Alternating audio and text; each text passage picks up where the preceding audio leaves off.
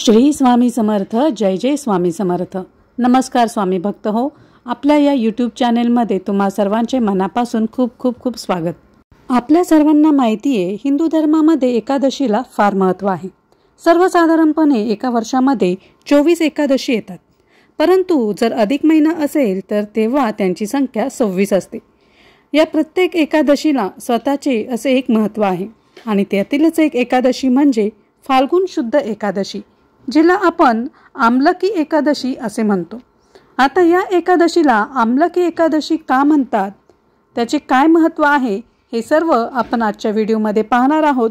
त्यापूर्वी जर तुम्ही चॅनेलला नवीन असाल तर नक्कीच सबस्क्राईब करा आणि अशा नवनवीन व्हिडिओंच्या नोटिफिकेशनसाठी बेल बटन नक्की दाबा. तर चला सुरुवात करूया आपल्या व्हिडिओला. फाल्गुन शुद्ध एकादशीला येणाऱ्या एकादशीला आमलकी एकादशी असे म्हणतात. पुराणांमध्ये या एकादशीला अनन्यसाधारण असे महत्त्व आहे. फाल्गुन पौर्णिमा म्हणजेच होळीपूर्वी ही एकादशी येत असल्यामुळे या एकादशीला रंगभरणी एकादशी असे देखील म्हणतात. आमलकी या शब्दाचा अर्थ आहे आवळा.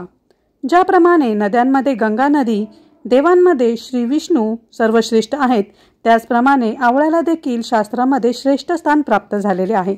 आमलकी एकादशीचे पवित्र व्रत विष्णू लोकाची प्राप्ती करून देणारे आहे. ज्यावेळी ब्रह्मदेवांनी सृष्टीची निर्मिती केली त्याचवेळी आवळ्याच्या झाडाची देखील निर्मिती झाली आहे.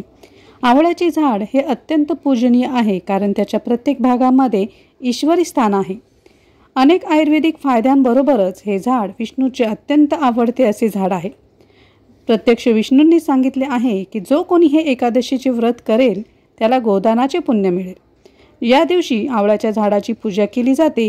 शास्त्रानुसार ज्या कोणाला हे व्रत करणे शक्य नसेल त्यांनी या दिवशी आवळ्याचे सेवन केले पाहिजे. मोक्षप्राप्तीची इच्छा असणाऱ्यांनी हे व्रत नक्की करावे, कारण आमलकी एकादशीचे व्रत करणाऱ्यांना मोक्ष नक्की मिळतो अशी आख्यायिका आहे. या आमलकी एकादशीच्या महत्त्वाबद्दल काही आख्यायिका प्रसिद्ध आहेत. त्यातील एक आख्यायिका म्हणजे शिव आणि पार्वती काशीला आल्याची आख्यायिका. जेव्हा शिव पार्वती काशीला प्रथम आले तेव्हा त्यांच्या भक्तांनी फुलांची होळी खेळली होती.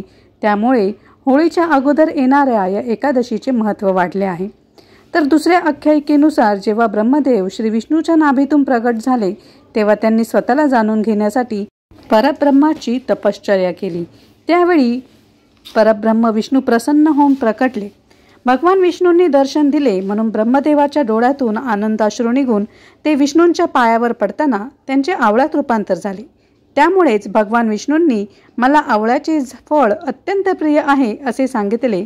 त्यामुळेच मोक्षप्राप्तीसाठी आवळ्याच्या झाडाची पूजा करण्याची आख्यायिका आहे.